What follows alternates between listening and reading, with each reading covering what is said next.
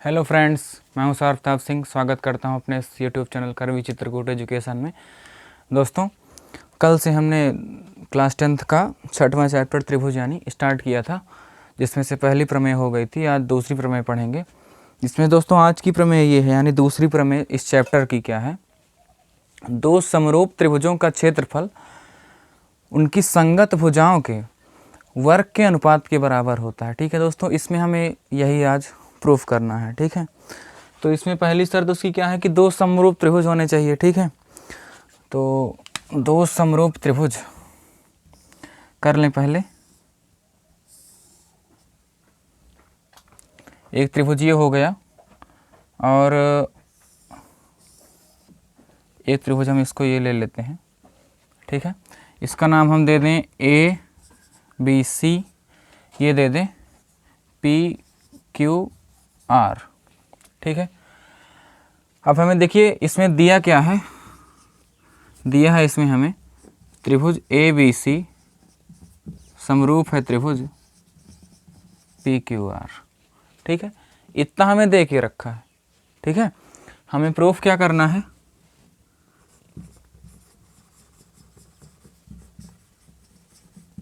हमें प्रूफ करना है दोस्तों त्रिभुज ए बी सी का एरिया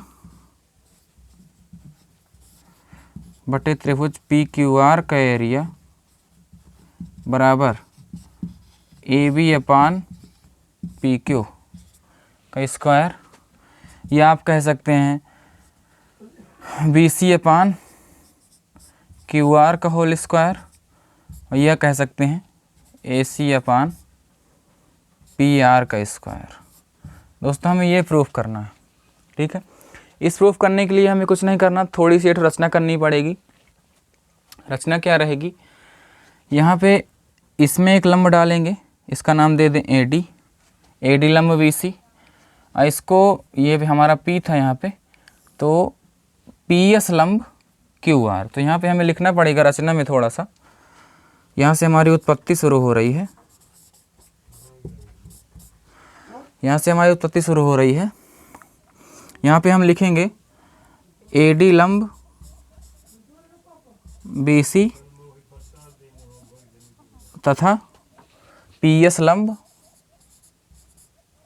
क्यू आर।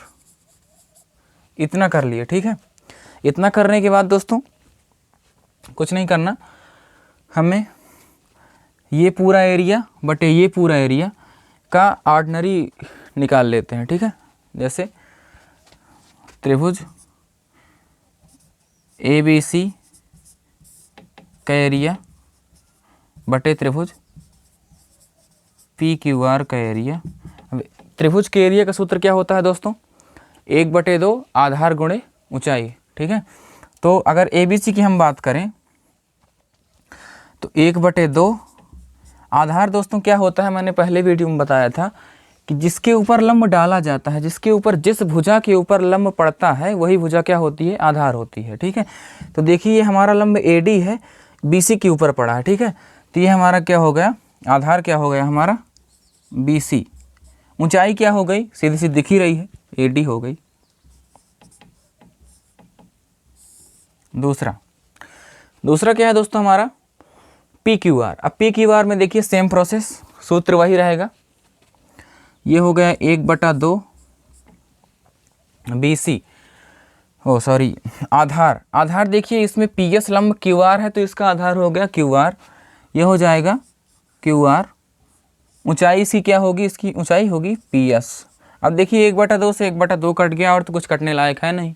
ठीक है, तो इतना सा बच गया, इतना B C into A D upon Q R into P S. ठीक है, इतना बच गया, इसका हम समीकरण 1 कर दें इसका नाम। ठीक है, इतना करने के बाद देखिए मैं इतना लिख गया हो तो मैं मिटा दूँ।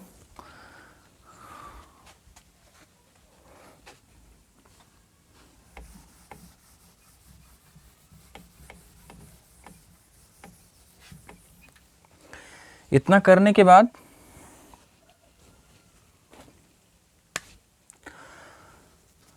त्रिभुज ADB तथा त्रिभुज PSQ में से ये त्रिभुज दोस्तों, ये इन दोनों को लेंगे एक बार, ठीक है। इन दोनों को समरूप सिद्ध करना है हमको, ठीक है। जब लंब पड़ता है तो वो 90 डिग्री का एंगल बन ही जाता है, ठीक है। तो ये कोण बराबर दोस्तों ये कोण, ऐसा क्यों?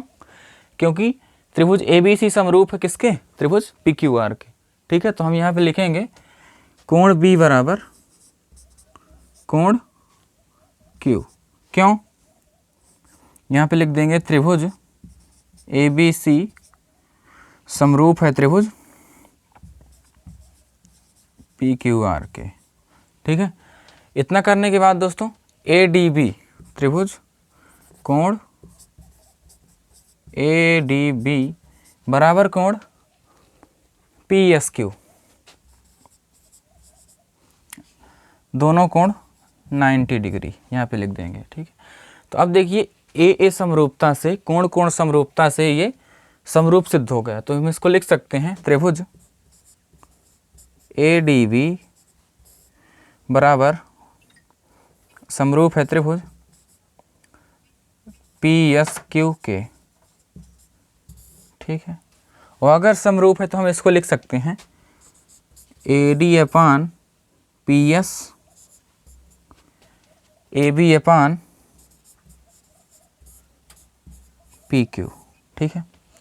इतना लिख दिए, ठीक है।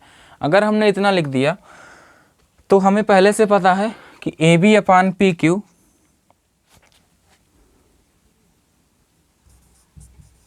AB अपान PQ बराबर किसके है? BC अपान QR के, ठीक है। और अब देखिए दोस्तों, ये AB अपान PQ बराबर है AD अपान PS के, ये AB अपान PQ बराबर है BC अपान QR के, ठीक है। तो क्या हम ये दोनों आपस में बराबर हैं? तो क्या हम इनको दोनों को बराबर लिख सकते हैं? तो यहाँ पे हम लिख देंगे AD अपान PS बराबर BC अपान QR, ठीक है। इसको नाम दे सकते हैं आप समीकरण 2, ठीक है। इसको समीकरण नाम दे दीजिए। इसका मान ला करके आप यहाँ पे रख दीजिए। यहाँ पे कैसे रखेंगे?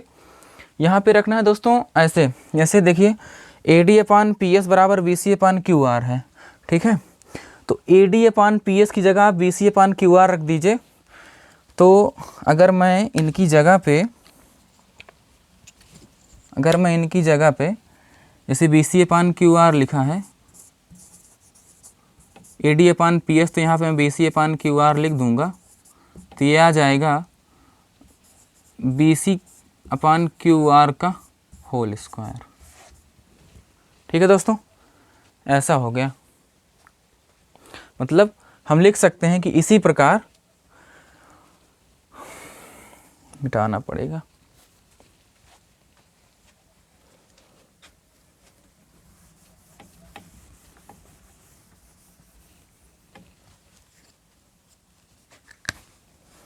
इसी प्रकार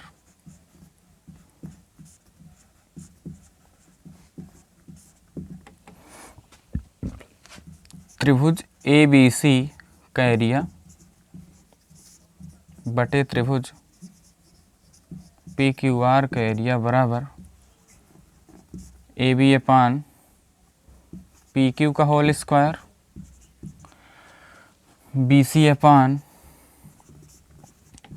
QR का स्क्वायर बराबर AC अपान PR का होल स्क्वायर। It's proved. दोस्तों इसमें हमने क्या बताया आपको?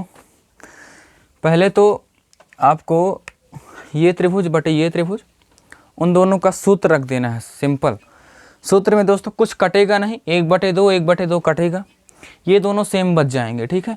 हमें इसमें कुल मिलाकर के हमने ये त्रिभुज क्यों लिया, ये वाला, ठीक है। क्यों लिया?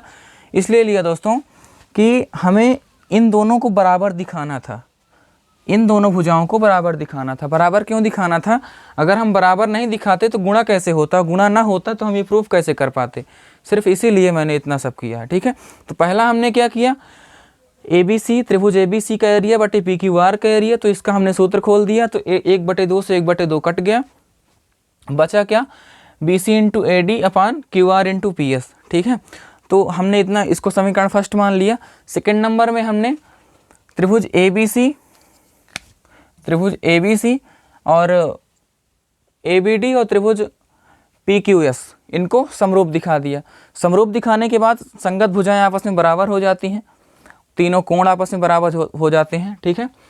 तो यहाँ पे हमने समरूप किया तो AD अपान PS और AB अपान PQ इसकी संगत भुजाएं हैं तो आपस में बराबर हो गई।